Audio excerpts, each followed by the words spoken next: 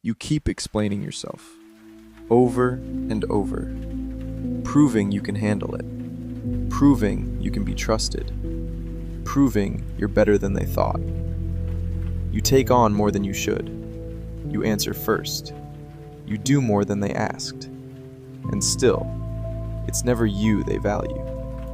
And the worst part, you really were trying. So why does this happen? You're not ignored because you try too little. You're ignored because you try too hard. Here's what nobody told you. Every time you try to show your value, you signal the opposite, that you're not sure of it yourself. And people hear that, not in your words, in their gut. They take your doubt as fact, and they treat you accordingly. And the harder you push to change their mind, the more certain they get. The strongest don't do this. They do not prove themselves. And by the end of this video, you'll see why the people who are truly respected are never invited to audition, and how to stop showing up for the audition yourself. Let's start with the uncomfortable part. What you call honesty is usually the mistake. You were taught something simple. Prove it, earn it, show results, and people will value you. In real life, it works the other way around, because there's a gap between doing the work and performing it. Doing is strength. Performing is a request. Look at how someone carries themselves when their value is already assumed. They don't list achievements. They don't explain why they're worth hearing. They speak, and people listen. Their value isn't up for discussion. Now picture an ordinary meeting. You share an idea and immediately start defending it. Why you chose it, what data you have. You think you're strengthening your position, but the room hears something else. Someone who isn't sure the idea can stand on its own. A minute later, somebody drops the same thought in one sentence, no defense, and everyone nods.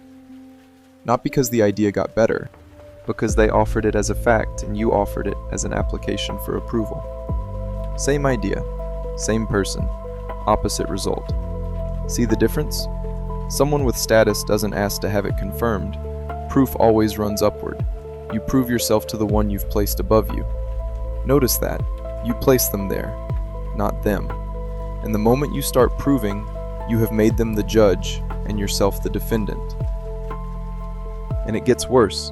The harder you prove, the deeper you lock yourself into the role of someone who hasn't quite arrived. You can win the argument and lose your standing. But words aren't the only way to prove yourself. There's a quieter, more dangerous version. You prove it through availability. They text you, you answer at once. They ask, you drop your own thing. They need help.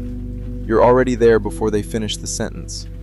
You call it reliability, kindness, being a good person. There's a type, you know the one, answers a message in 30 seconds, any hour of the day.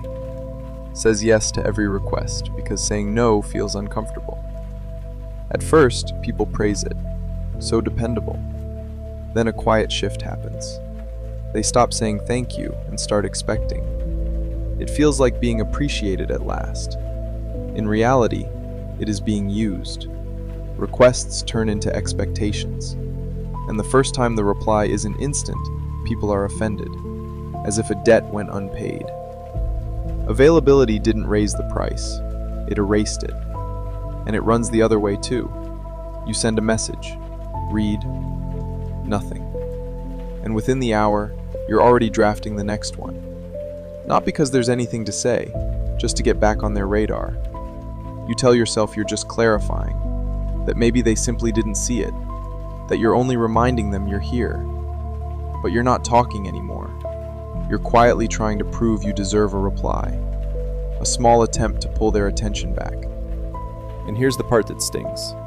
The more you reach, the cheaper the attention feels when it finally comes. You taught them it's coming either way. The one who waits to be answered holds the value. The one who keeps reaching gives it away. Here's the cold mechanism. What's always available is worth almost nothing. Air is free, not because it's useless, but because there's so much of it. When your time, your attention, your energy are handed out on demand, with no limit, you announce the price yourself. Nothing. Whoever always answers stops being an event and becomes background. And background isn't respected, it's relied on. Robert Greene, who broke down the mechanics of power more coldly than almost anyone, said it plainly: never appear too eager. The one who seems to need nothing pulls people in. The one who runs at every call pushes them away. Not because they're weak, because they're available. And this is only the surface. Words and availability are just symptoms. The real reason this hits you so hard runs deeper. I'll name it now. But first, answer honestly. What are you selling your time for? If the answer is, first message, free, always, you've already set the price, and not the one you wanted. Here's the root. Both your words and your availability hurt you because of one law that runs inside everyone, whether they want it to or not. People don't have time to weigh you from zero, no time, and no interest. So they take the ready-made estimate, yours. How you carry yourself, how you talk about yourself, how much you ask for, how much you forgive, it all becomes the price tag you put on yourself. They just read it. Watch it in real life. Two people do the same job, equally well. One hands it in and says, "It turned out okay, could have been better." The other puts it on the table and says nothing.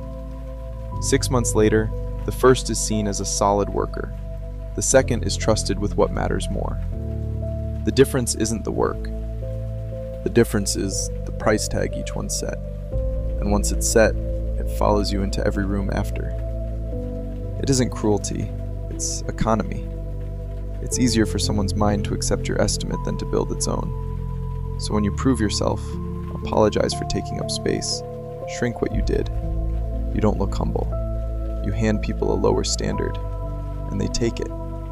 You taught them how you can be treated.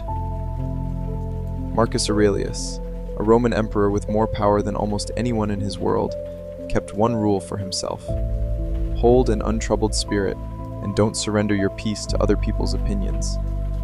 Think about that. The most powerful man of his time reminded himself not to chase approval, because he knew, the moment your peace depends on whether they approve of you or not, you no longer rule yourself. The one whose approval you wait for does, not your boss, not the room, whoever you're still performing for.